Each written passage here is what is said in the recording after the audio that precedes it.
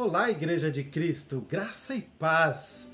Estamos avançando. Hoje já estamos no encontro 12/17. Serão 17 encontros em que nós vamos passar por todo o livro do apóstolo João, o Evangelho de João. E hoje nós vamos abordar o capítulo 13. Se você perdeu algum estudo dos capítulos 12 para trás, entre no canal. Os vídeos estão todos identificados com uma numeração que tem um número, uma barra e 17, para você saber que qual é aquele encontro dentro dos 17. Hoje será o encontro 12/17. O tema de hoje é o amor divino versus a traição humana.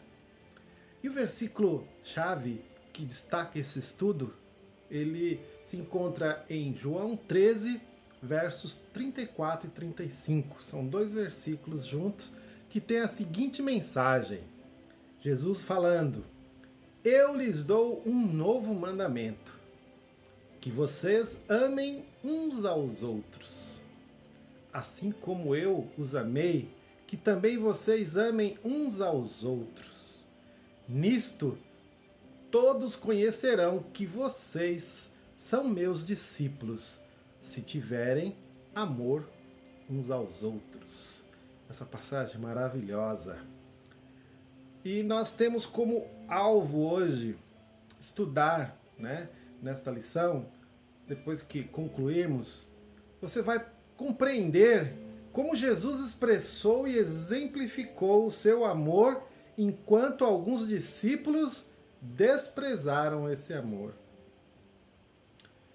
Conhecer mais profundamente o amor de Jesus Cristo é importante para nós. Então, não basta somente saber, mas você vai saber hoje mais profundamente o amor de Jesus Cristo e as dimensões deste amor que representam o amor de Deus para conosco. Você vai também sentir-se ainda mais amado por Deus. E você vai ser desafiado a agir. E nesta dimensão, decidir amar mais intensamente a Jesus e demonstrar isso por meio da obediência à palavra de Deus. Este é um dos mais emblemáticos textos em toda a Escritura, essa passagem que está em João capítulo 13. A passagem quebra muitos padrões, muitos paradigmas humanos sobre obediência e demonstração de amor. Jesus Cristo, ele tem sido destacado como o modelo perfeito de humanidade. E ele nos deixou esse legado fascinante. Você vai perceber tudo isso neste encontro de hoje. Vamos ver como que Jesus exemplificou o amor divino. Nós vamos trabalhar nesta primeira parte entre os versos 1 a 20 do capítulo 13 do Evangelho de João. É importante nós compreendermos que esta cerimônia da lavagem dos pés ilustra o grande amor divino e instrui os discípulos de Jesus sobre humildade. Como exercício prático, antes de qualquer coisa, precisamos ler os textos de Mateus 22, de 37 a 39, 1 João 4, de 19 a 21 e João 13, 34 e 35. E refletir sobre o dever de amar. Depois você leia estes textos que eu mencionei. Assim como também o próprio capítulo 13, é importante que, se você já não o leu inteiro, que você depois faça a leitura conforme essa separação que a gente vai trabalhando aqui nessa exposição. Dos capítulos 1 ao capítulo 12 do Evangelho de João, o ensino de Jesus Cristo atingiu o grande público, mas a partir deste capítulo 13 que nós começamos a estudar hoje, vemos o início das lições voltadas exclusivamente para os discípulos. Não foi à toa que o início desse discipulado teve como fundamento o amor.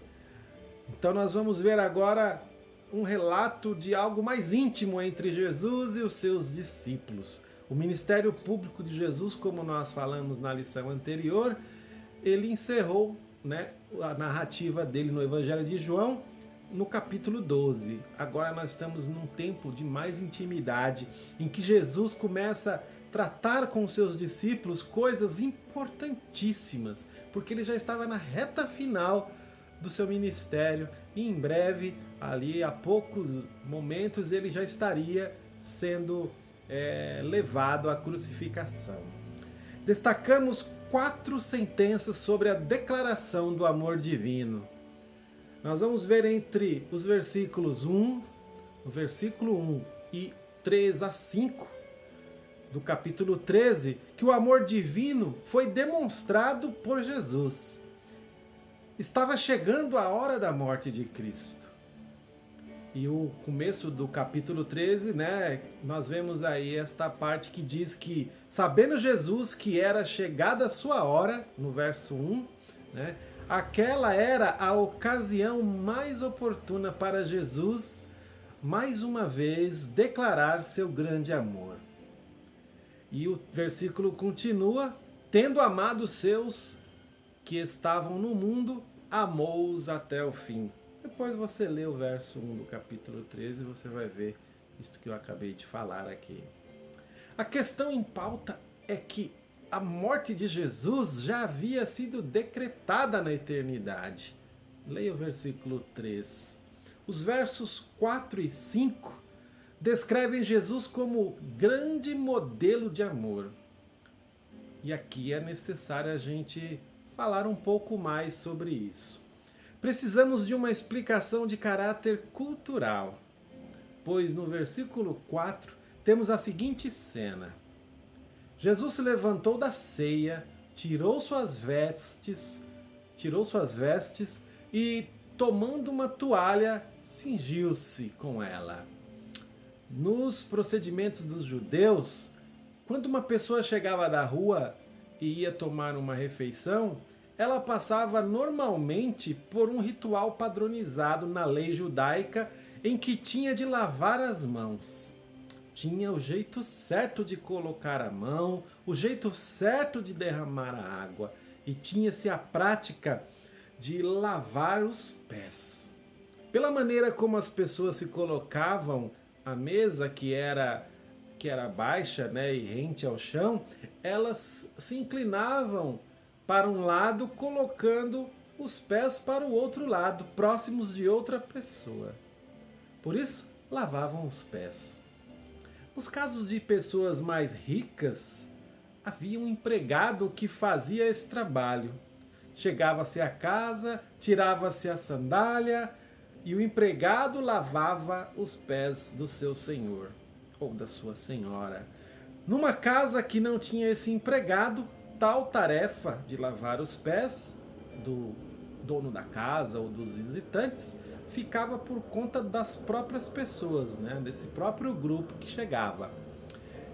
Era normal, então, destacarem a pessoa de menor expressão deste grupo, desta família, destas pessoas que estão chegando, para que essa pessoa mais simples, de posição mais inferior, menor expressão entre eles, lavasse os pés dos outros. Dá para entender onde que isso está nos levando? E o amor, uma outra sentença que nós vemos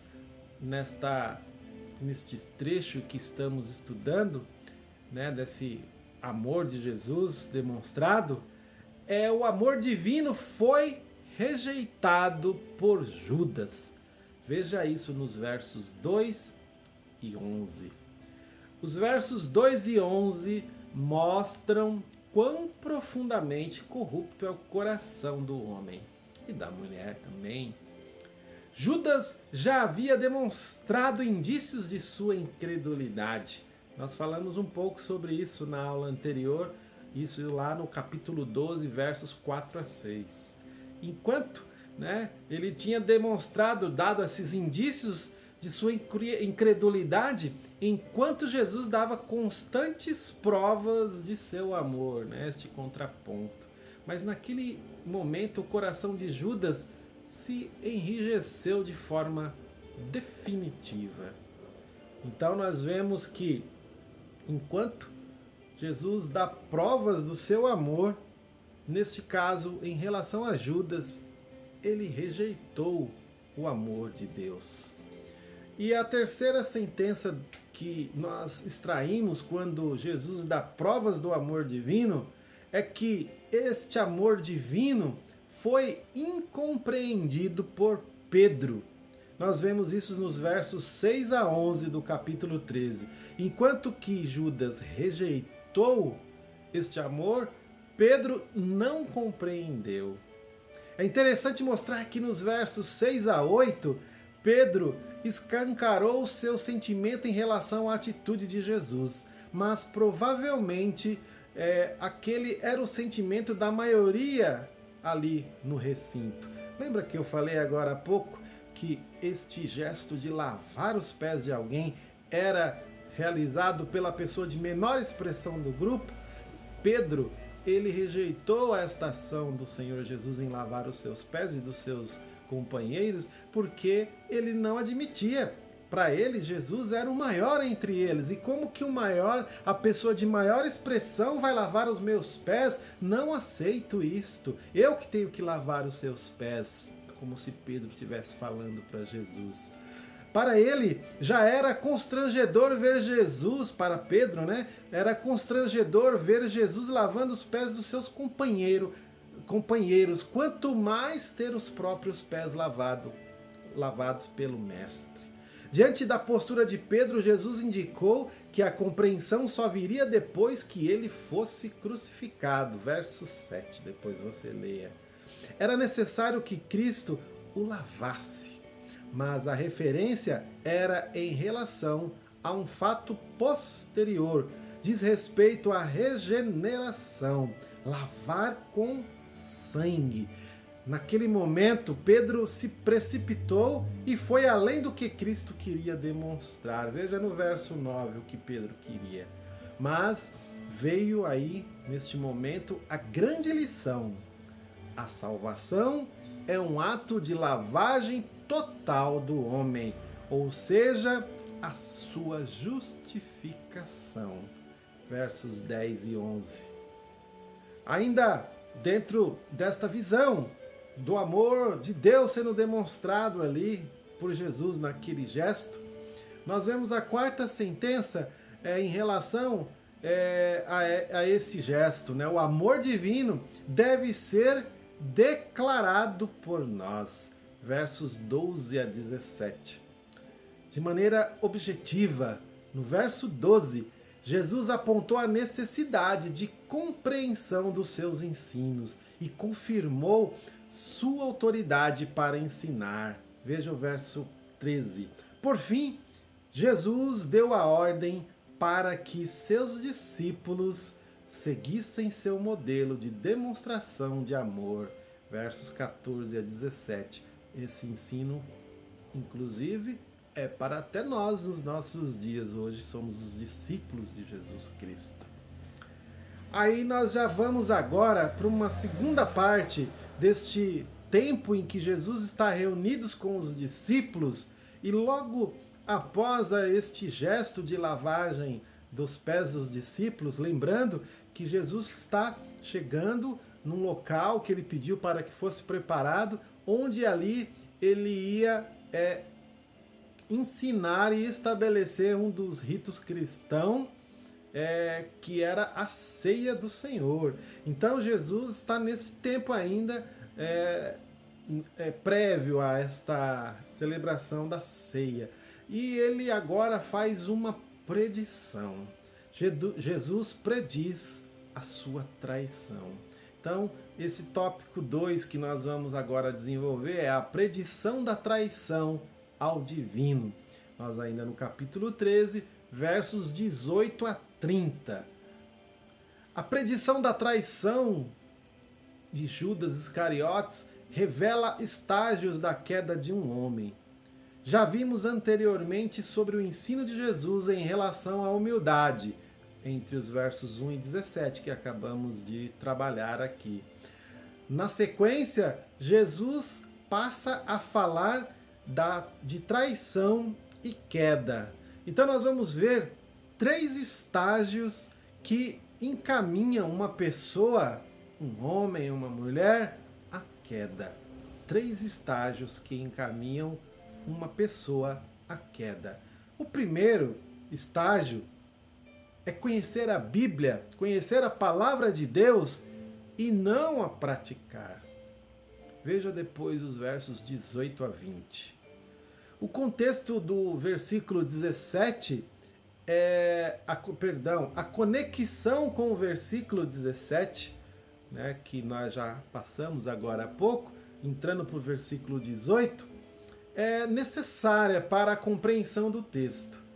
Jesus tinha acabado de ordenar que os discípulos o imitassem e obedecessem naquele gesto de humildade, um servindo ao outro, considerando o outro superior a si e nós considerando os nossos irmãos e irmãs superiores a nós e nós inferiores a eles. No verso 18, vemos que Cristo informou haver alguém ali entre eles que não estava interessado naquela ordem. Ele conhecia bem os 12 que ele escolheu. Podia ler no coração deles e distinguir o homem que estava cultivando o pensamento de traição. O propósito de Cristo era produzir a prática da fé no eu sou, verso 19. Neste sentido, os discípulos deveriam estar preparados para reconhecer melhor quem era o mestre deles. Afinal, aceitar o ensino de Jesus de forma prática é aceitar a autoridade de Deus. Veja o verso 20. Então, o primeiro estágio que leva uma pessoa a cair, a queda na sua vida pessoal, espiritual, e neste caso é a vida, né, com Deus que nós estamos falando, que leva à queda, é a conhecer a palavra de Deus e não praticar. O segundo estágio desta queda é não reconhecer o amor de Cristo. Versos 21 a 26.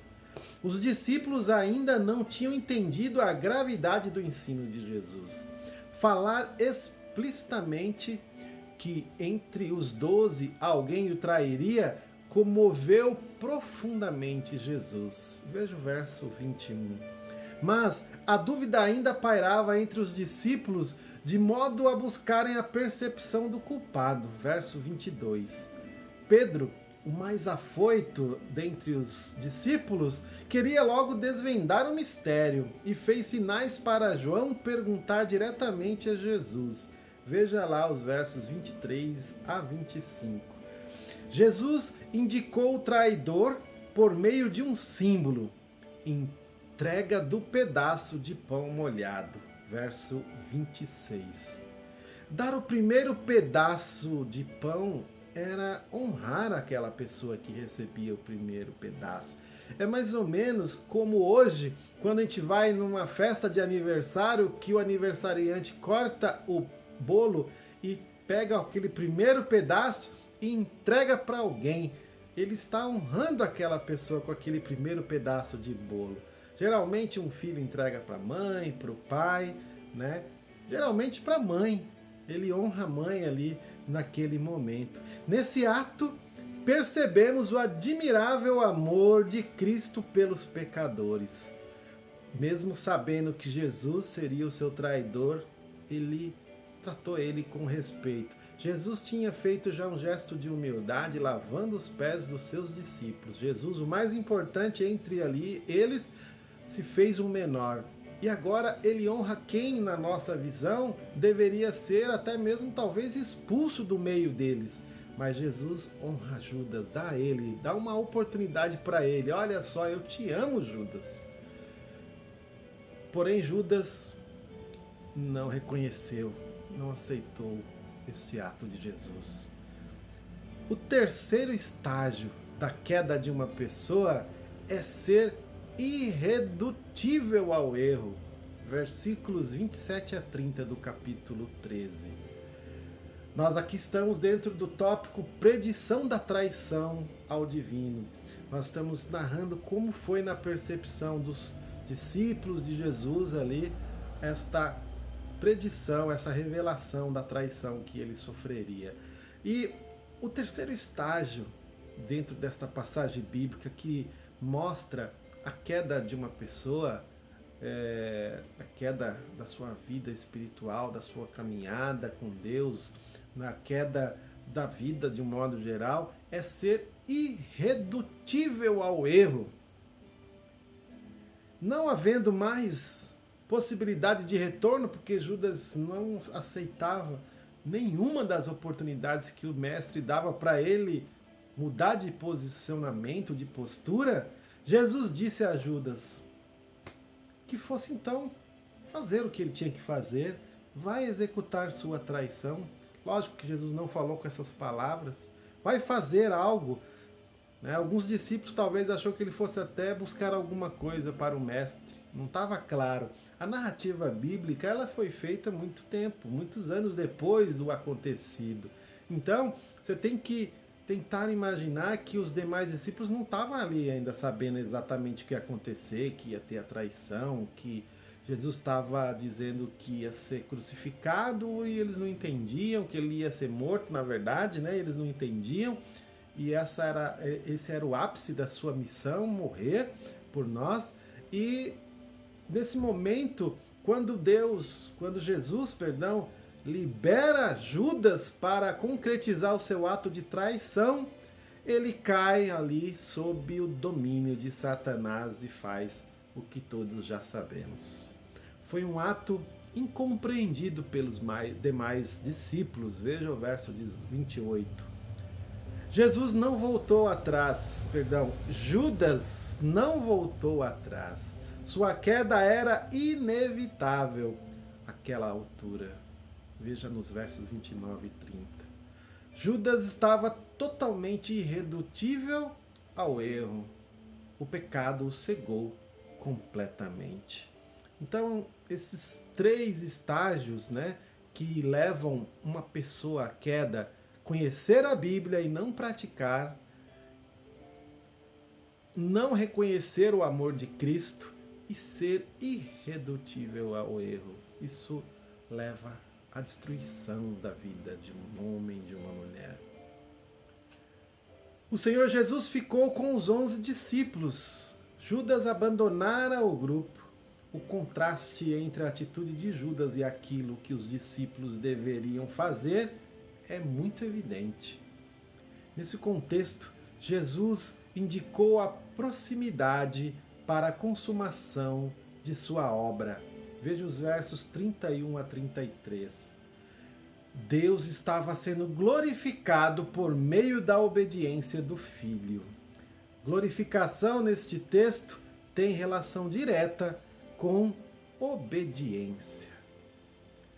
O padrão do amor que os discípulos deveriam ter uns pelos outros é o mesmo que o Senhor derramou em abundância sobre eles. Veja os versos 34 e 35. O mandamento do amor não era novo. Nós vemos no Antigo Testamento já esta determinação. Toda a lei e os profetas foram resumidos no mandamento duplo, amar a Deus e amar ao próximo. Você pode depois confirmar isso lá em Deuteronômio, no livro de Deuteronômio, capítulo 6, versículo 5, Levítico 19, versículo 18, Marcos 12, de 28 a 33 e Gálatas 5, 14. Com seu ensino, Jesus deixou então esta orientação, esta ordem, este mandamento ainda mais explícito com seu exemplo. Jesus lhe deu nova profundidade de significado. Diante dos fatos, resta-nos apenas amar. Nesse sentido, era de se esperar que os discípulos amassem Jesus até o fim, inclusive na cruz. Nos versos 36 a 38, vemos aqui, então, tinha uma expectativa, já que era para amar o Senhor Jesus até o fim, inclusive no momento da crucificação. Nós vemos aqui uma falta de maturidade de Pedro, e ele demonstra isso. Veja depois no capítulo 13 de João, no verso 6 também.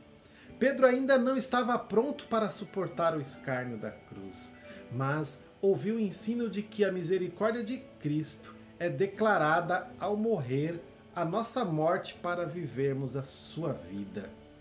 Quando Pedro disse que morreria por Jesus, imediatamente foi repreendido pelo Mestre e ouviu algo que certamente não gostaria de ouvir naquele momento.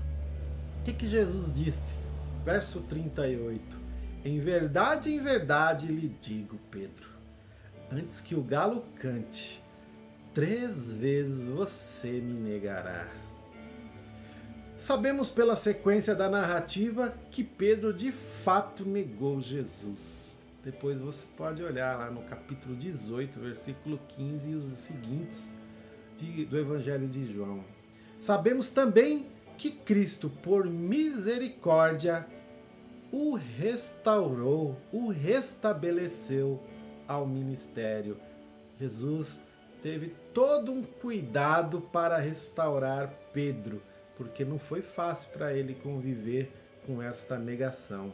Depois você olha no capítulo 21 do Evangelho de João, dos versos 15 em diante, essa maravilhosa restauração que Jesus fez em Pedro. E é interessante, nós compreendermos que o amor de Jesus não é tarefa simples.